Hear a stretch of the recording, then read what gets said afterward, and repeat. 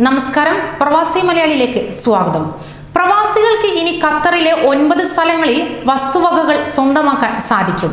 Qatar real estate വിപണിയിൽ മികച്ച മുന്നേറ്റം നടത്താനും സാമ്പത്തിക വളർച്ച കൈവരിക്കാനും പുതിയ തീരുമാനം സാധ്യമാകുമെന്ന് നീതിന്യായ മന്ത്രാലയം വ്യക്തമാക്കിയിരിക്കുന്നു. പ്രവാസികൾക്ക് ഏറെ സന്തോഷം പകരുന്ന വാർത്തയാണിത്.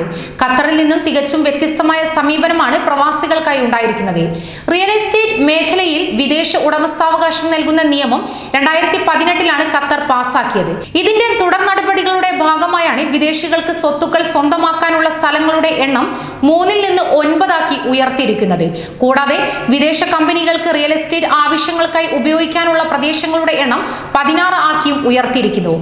West bay area, pearl Qatar, Al Khor resort, Dafna Onaiza, Jabal Thuwailib എന്നിവയാണ് വിദേശികളായ വ്യക്തികൾക്ക് വസ്തുക്കൾ സ്വന്തമാക്കാനുള്ള പ്രദേശങ്ങൾ. Musheireb, Fereej Abdul Aziz, Doha Jadeeda, old Ghanim, Al Salata, Doha international airport മേഖല എന്നിവയാണ് ഖത്തറികളല്ലാത്ത റിയൽ എസ്റ്റേറ്റ് ആവശ്യങ്ങൾക്കായി ഉപയോഗിക്കാൻ സാധിക്കുന്ന പ്രദേശങ്ങൾ. കൂടുതൽ പ്രദേശങ്ങൾ കൂടി വിദേശികൾക്ക് സ്വന്തമാക്കാൻ അനുമതി നൽകപ്പെട്ടതോടെ രാജ്യത്തിന്റെ സാമ്പത്തിക മേഖലയിൽ വൻ കുതിപ്പുണ്ടാകുമെന്നാണ് പ്രതീക്ഷിക്കുന്നത്. സ്വത്തുക്കൾ വാങ്ങുന്നവർക്ക് താമസാനുമതിയും ദോഹ രാജ്യത്ത് സ്വത്തുവകകൾ സ്വന്തമാക്കുന്ന വിദേശികൾക്ക് ഖത്തറിൽ സ്പോൺസർ ഇല്ലാതെ തന്നെ താമസാനുമതി ലഭിക്കും.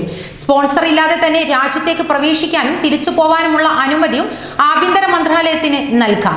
എന്നാൽ ഇത് ബന്ധപ്പെട്ട അതോറിറ്റിയുടെ അനുമതിയുടെ അടിസ്ഥാനത്തിലായിരിക്കും. വിദേശികൾക്ക് രാജ്യത്തിന്റെ ഭൂമിയിൽ 100% നിക്ഷേപവും ഉടമസ്ഥാവകാശവും അനുവദിക്കുന്നതുമായി ബന്ധപ്പെട്ട് നിയമനത്തിന്റെ പിൻബലത്തിലാണിത്. 5 വർഷത്തേക്കാണ് താമസാനുമതി നൽകുക. റിയൽ എസ്റ്റേറ്റ് മേഖലയിൽ പ്രവർത്തിക്കുന്നവർക്കും അതുമായി ബന്ധപ്പെട്ട മറ്റുള്ളവർക്കുമാണ് അനുമതി. ഇവർക്ക് 5 വർഷം വരെയാണ് താമസാനുമതി ലഭിക്കുക.